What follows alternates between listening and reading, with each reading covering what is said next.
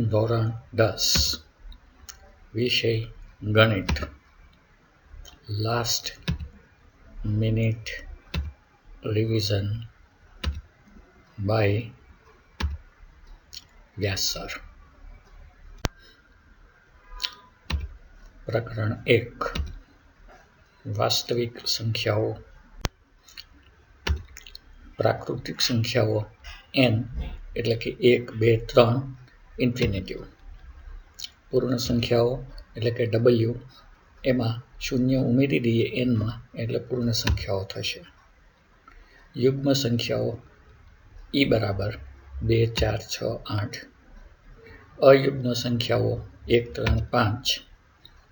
અવિભાજ્ય સંખ્યાઓ 2, 3, 5, 7, 11, 13. ઓછામાં ઓછી 50 સુધીની અવિભાજ્ય સંખ્યાઓ યાદ રાખવી.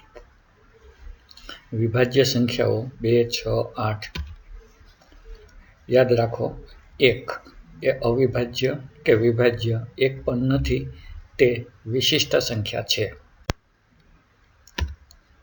પૂર્ણાંક સંખ્યાઓમાં ઋણ પૂર્ણાંક, ધન પૂર્ણાંક અને શૂન્ય એને z અથવા i વડે દર્શાવાય છે. સમય સંખ્યાઓ જે સંખ્યાને p/q, જ્યાં p અને q બંને પૂર્ણ સંખ્યાઓ છે અને q એ શૂન્ય નથી, આવી રીતે જેને દર્શાવી શકાય તેને સમય સંખ્યા કહેવાય. ટૂંકમાં કોઈ પણ સંખ્યાને અપૂર્ણાંક તરીકે જો દર્શાવી શકાય તો તે સમય સંખ્યા છે. જે સંખ્યાઓ સમય નથી તેને અસમય સંખ્યા કહેવાય. પાઈ એ યુક્લિડ ભાગવિધિ.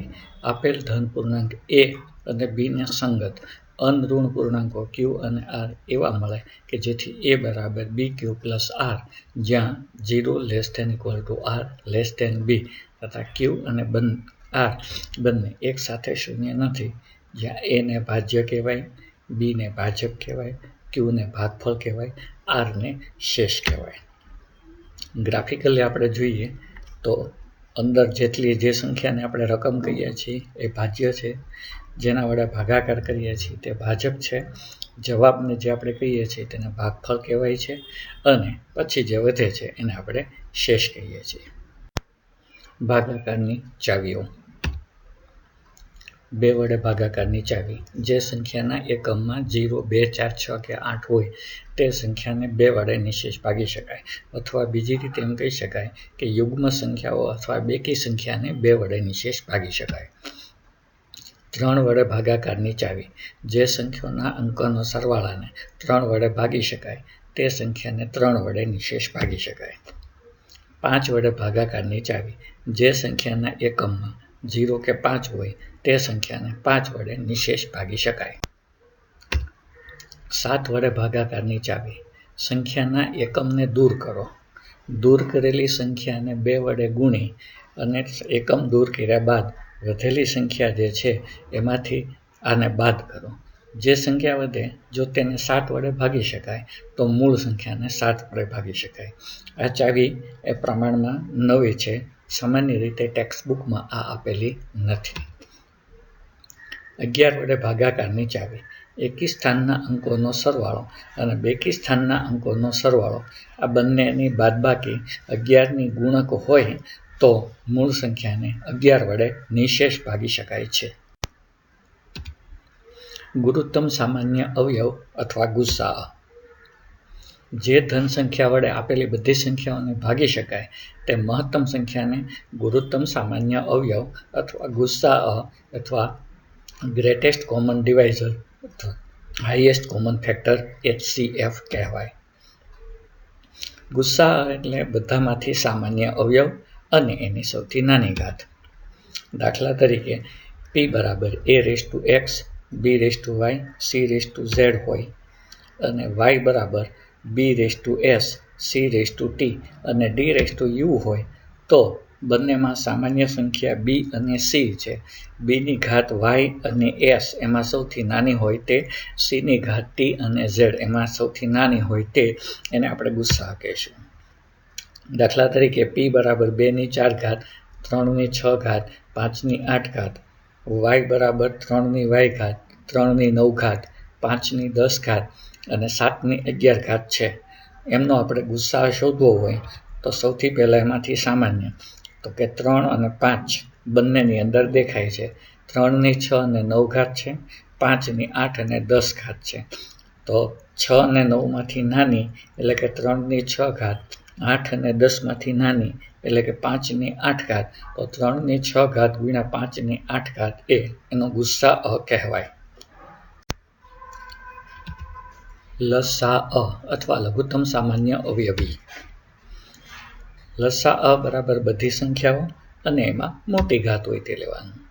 ધારો કે p a(x), b(y), c(z), y b(s), c(t), d(u). તો એની a, b, c અને d આવી 4 જુદી જુદી સંખ્યાઓ દેખાય છે. પહેલાં બધી જ લખવાની. bની y અને s માંથી મોટી ઘાત હોય તે લખવાની. cની t અને s માંથી મોટી ઘાત હોય તે લખવાની. દાખલા તરીકે p બરાબર 2ની 4 ઘાત, 3ની 6 ઘાત, 5ની 8 ઘાત, y બરાબર 3ની 9 ઘાત, 5ની 10 ઘાત, 7ની 11 ઘાત હોય અને તેમનો લસા શોધવો હોય તો સૌથી પહેલાં 2, 3, 5, 7 બધી સંખ્યાઓ લખી નાખીએ. 2ની 4 ઘાત એક જ વખત આવે છે. 3ની 6 અને 9 માંથી મોટી ઘાત હોય તે લખવાની. 5ની 8 અને 10 માંથી મોટી ઘાત હોય તે લખવાની. 7 એક જ વાર આવે છે એટલે 7ની 11 ઘાત. તો આ લસા બરાબર 2ની 4 ઘાત, 3ની 9 ઘાત, 5ની 10 ઘાત, 7ની 11 ઘાત.